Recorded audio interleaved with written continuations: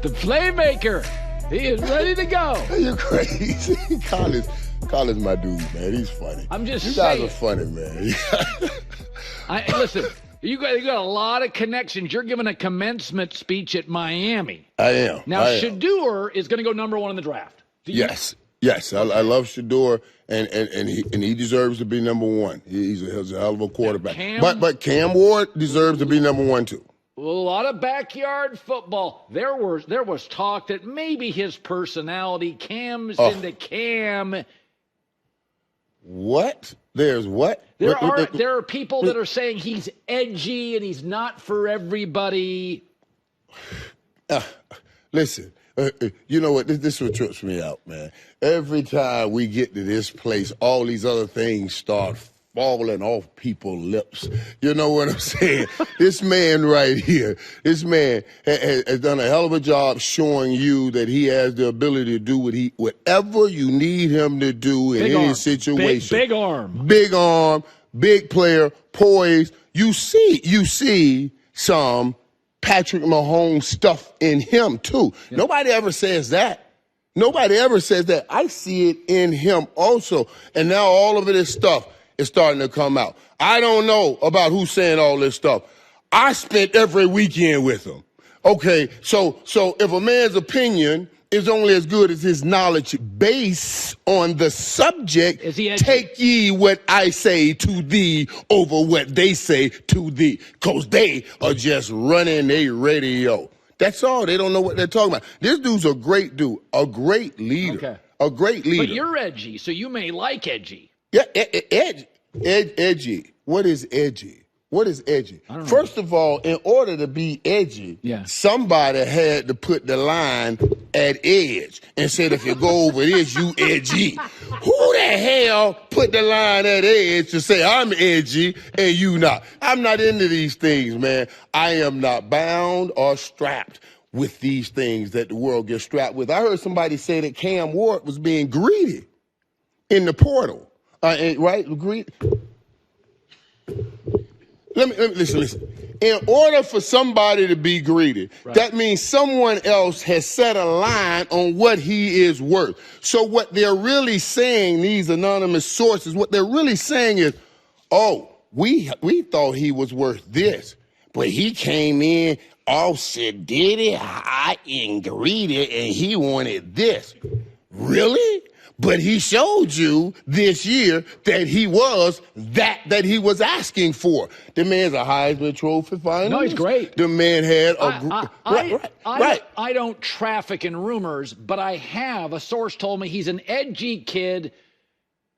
Some may be put off by that. Edgy. But like to your point, what does that mean? And it takes, let me tell you something, and let me tell you guys something this too. This is why, and I was just saying this to these guys. This is why I love these top quarterbacks. Yeah. A lot of times we wonder, you have physical skill sets. You can play the game, but can you be in the game when the game is big as I don't know what and still play at the level that you played the game when the game wasn't that big? Yeah. It's can you play a certain way all the time, no matter what. And I'm going to tell you the best thing about Shedeur Sanders and a Cam Ward. Shedeur, because he's Deion's son. He's been around it all his life. But Cam, because he's at Miami. And all of this noise right now, all of this vibration and mess right now is because of what he's done at Miami. So I'm telling you, these two guys, because of where they come from, is what I like to call they already pressure cooked for the NFL. If you know what I'm saying. They've been in that pressure cooker and they know how to perform. And when people go in pressure cookers and know how to perform, people that don't know start saying, ooh, he's too edgy. That's what I'm talking about. No, listen, I am Sermon closed. I am glad. Case closed, then. You sold me. I just bring stuff I hear. Right. I don't traffic in nonsense. Okay. I appreciate you not trafficking in nonsense, too. I said, see, that's what I talk about right there. Now, that's a gift right there. What? Colin put that thing in the ether and disclaimed it at the same damn time. Do you hear me? Y'all say what you want to say, right? I love you, buddy. You so special, buddy. Well, You're so special. Okay, how about this? Okay. See, I never looked at you as a diva. I looked at you. My take was you and Aikman and Emmett were the heart of it. And by the way, you wanted the damn ball. Right. Okay. And you were one of the only guys in your era that was like, I'll go over the middle and take shots. I don't care. So that doesn't bother me. What bothers me, and I also think receivers want the ball. It doesn't bother me. Right. I got a little issue with the Eagles with a quarterback that's not Aikman. And they've said, listen, we're a Barkley-led team. We're not going to give you 14 targets like Jamar Chase. We're going to give you 7.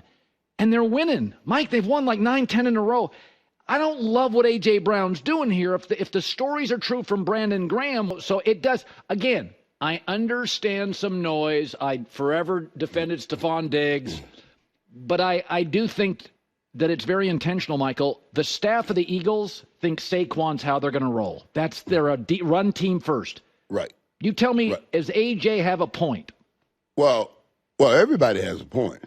But just because you have a point doesn't mean it's time to deliver it anywhere and to everybody.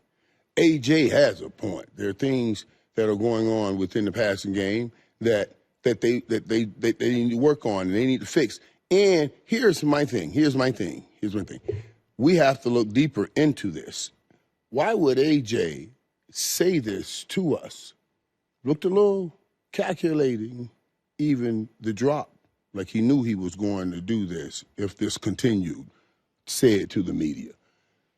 Now, I talked about this yesterday. I said, I wonder who's he talking about. Is he talking to the quarterback or is he talking at the head coach? And maybe or the play caller, Kellen Moore, you guys got to call some plays to get me some passes or here. Or is it his inefficient at the quarterback? You see what I mean? Who is he talking about? Did you go to now this this just told me who he was talking about. This just told me, so obviously it's 1 in 11 that they have a problem. But the other problem that comes with that, if he is talking about it now on TV, do A.J. Brown does he think, oh, it's 1 plus his coach? Because I'm not even getting a call. And I understand from that perspective. Do you watch Jamar Chase last night? They were throwing him smoke routes. It takes nothing to throw a smoke route.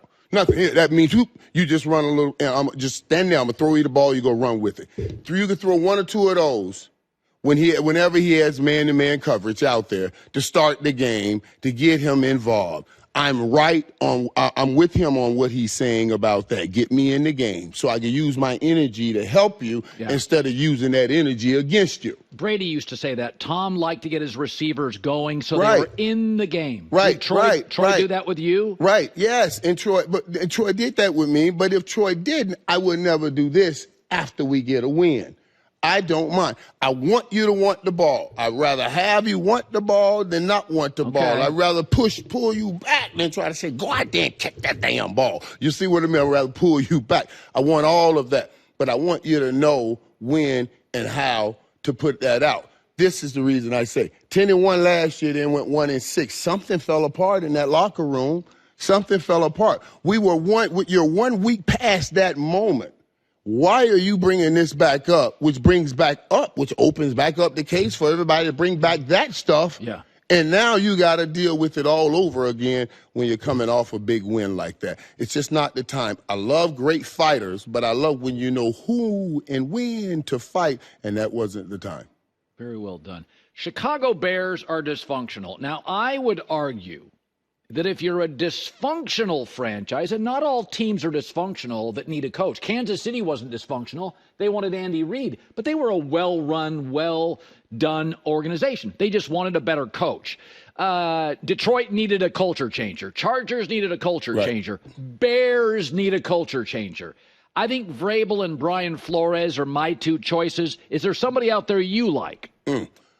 Well, I always say now, this has to be depending on what I see the rest of this year with Caleb Williams, the next 4 games, 5 games, whatever we have left, in the offensive coordinator right now that he has, Thomas Brown, because if I see any kind of real progress and something, I say, oh, let me write this out. Because a few games he looked pretty good, and then he, had a little slip up from like Caleb.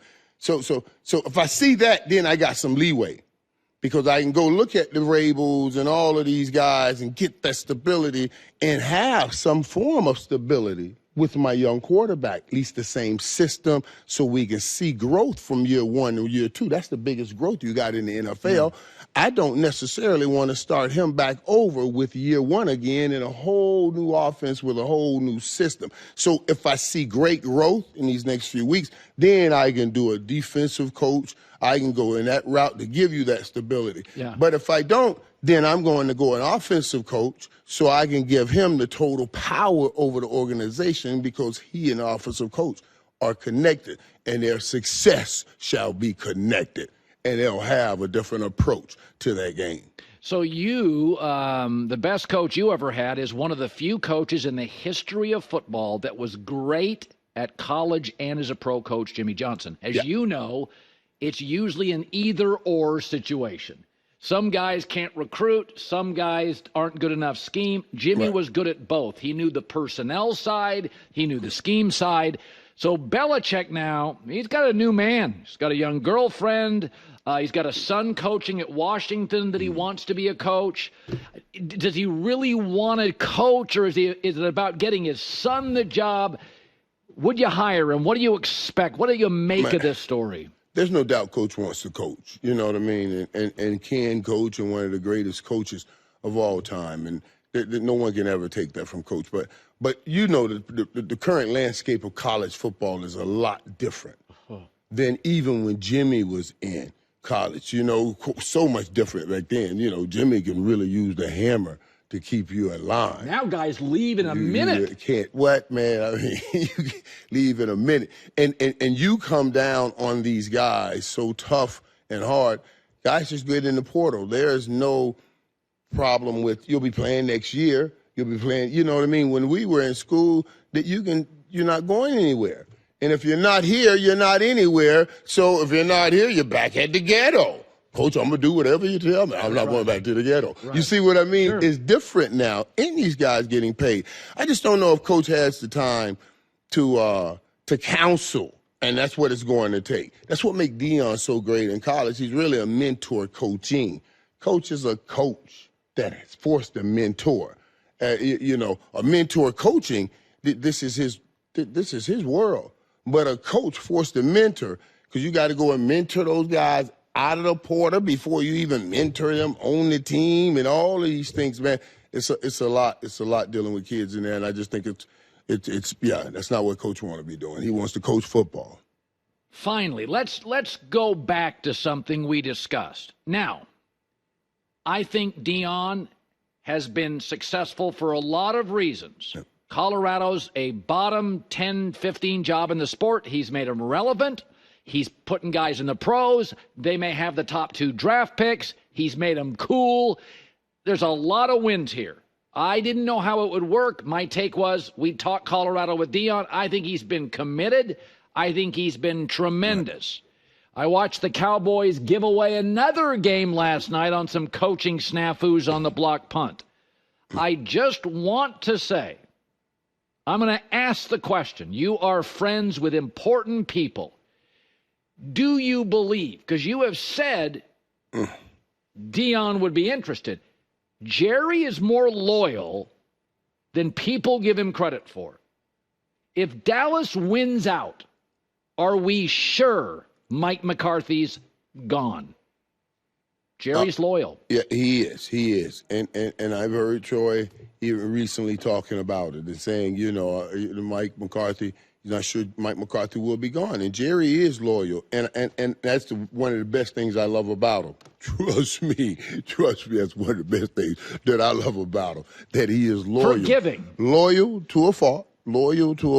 And you know what I mean? But you look at what I'm talking about here.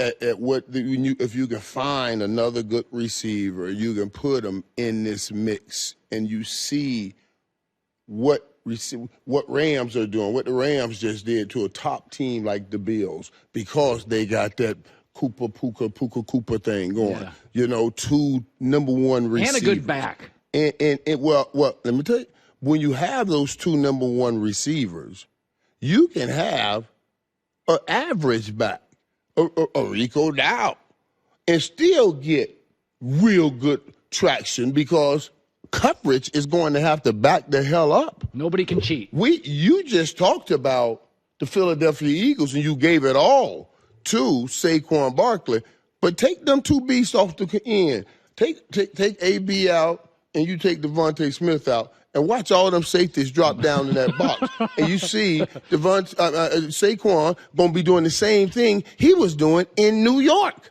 Let's be real here. You see how this thing works? You know what I mean? These things have to work together. Yeah. You can't separate them like that. So, yeah, Dallas can have a shot if they can find another number 1 receiver right now, but you got to the problem is, if you keep Mike McCarthy, then you got to go get me somebody that's so tough at somebody else to give me hope that these things can be different. Nobody's saying Mike McCarthy's not a good coach. I'm just saying it dampens the hope when we do this again. That's interesting. After seeing the results over the last 4 years. Hope's a big thing. Hope's everything. Hope will dictate effort from everybody. I always say that. Hope dictates effort. Give me a little hope, you get a little effort. You know what? A lot of hope. That's a great way to put it. And I am glad that you cleared the air with these unsubstantiated Cam Ward rumors. That we won't be using that. We will not be a part of that clickbait mess. We will not. We will not be a part of that. You cleared it. I appreciate you giving me the room to clear the air. I do. The great playmaker, Michael Irvin, always welcome on this show. And he's getting ready for that commencement speech in Miami. Oh, yeah, get ready for that. I'm looking forward to that. Oh, you're going to be great. Can you believe that I get to do I do believe that, because if you look at your life, it has not been linear. It has had turbulence. Right. Which, by the way, you don't love turbulence, but you've encountered it. And you've overcome it. And it's part of all of our journeys. That's right. It's part of all of our journeys. So since we all got to go in them, let's go in them and learn something to figure out what to do when we come out of them and where to go to. That's what we do. Hi, everybody. It's me, Uncle Colin. Subscribe here to get the latest from the herd, including exclusive behind-the-scenes videos and more, wherever you may be, however you may be watching. Thanks again for making us part of your day.